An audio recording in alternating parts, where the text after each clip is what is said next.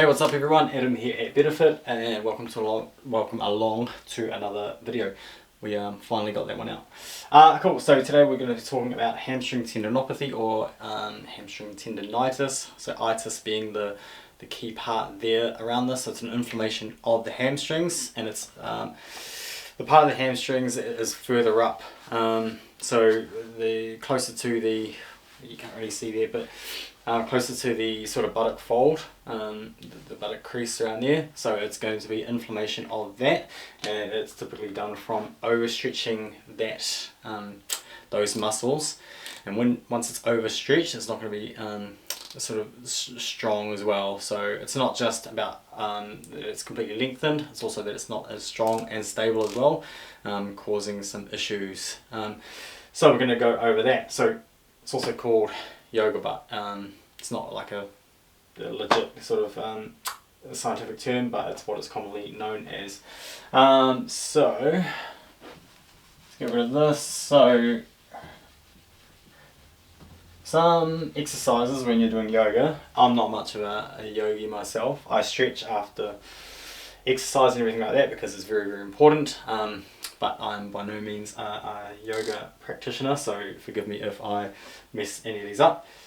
Deep forward fold, compass stretch, doing the splits, or any movement where your foot is behind the head is going to place excessive stretch on the upper hamstring near the gluteal fold there.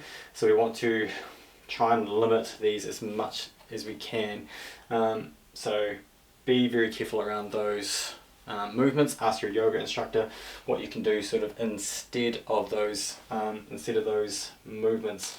So essentially we need to strengthen the hamstrings up, which is going to be sort of the first sort of port of call when encountering, is that a word?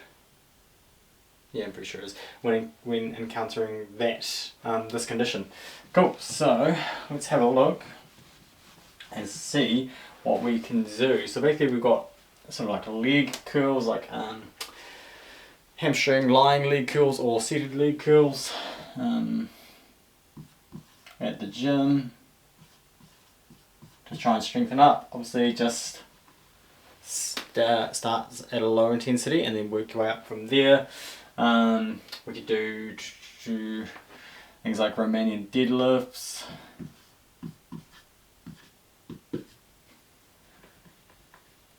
That's an S, I know. I'm really not happy with that. It's not really even much better, is it? Cool, so leg curls, Romanian deadlifts. So these are some areas that you can start strengthening that with. But the main thing is to take a bit of a rest from stretching. So yeah, bring the stretching right back. When you're in the yoga poses and stuff, don't go as deep. Try and keep the knees bent and things like that. Just don't place excessive strain on it. Again, ask your yoga instructor on some alternative exercises that you can do. I know there are things like so these are just some things you can do in the gym just to help with your initial sort of recovery, and then there's more sort of neuromuscular stuff that you can do from there. But when it comes to yoga, it could be like side plank. Could be a good one. That's supposed to be K. Locust pose.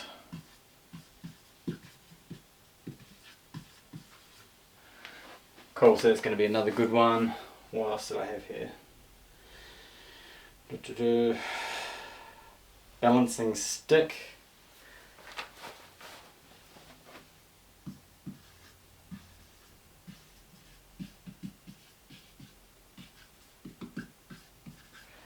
I feel like a bit of imposter syndrome here because I don't actually know, well, I know what a side plank is. Locust pose, I don't know, really balancing stick.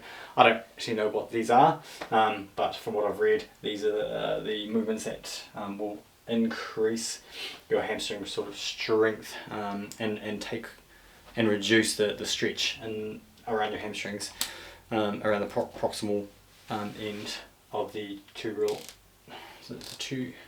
ischial tuberosity, I think that's how you say it, around that area. So yeah, it's going to reduce stretch and strain on that, and increase the strength around in those positions. So there's some positions that you can do in yoga to help with your recovery from yoga butt, and then the other ones we had there as well in the gym based stuff was Romanian deadlifts and seated or lying leg curls. You could try sort of like assisted Nordic curls as well. Obviously as you're starting, really assist it, and then reduce that assistance. You can start assisting that on the Nordic curls with bands, things like that, pushing off, just not using all of your strength in your hamstrings to lower you down. So really be careful around that eccentric. So when you're going down, really be careful around that, the loading on that, because it's going to place a lot of strain on your hamstrings. So maybe have a band wrapped around your sort of like chest or something like that, and then slowly lower yourself down, and then you can reduce the band's pliability or the strength of the band, and then go from there. Cool. So there's a few ways to help with hamstring tendinopathy, tendinitis, or aka yoga butt. Hopefully that helps. Make sure that you like and subscribe, ring the bell, and we'll see you on the next video. See ya.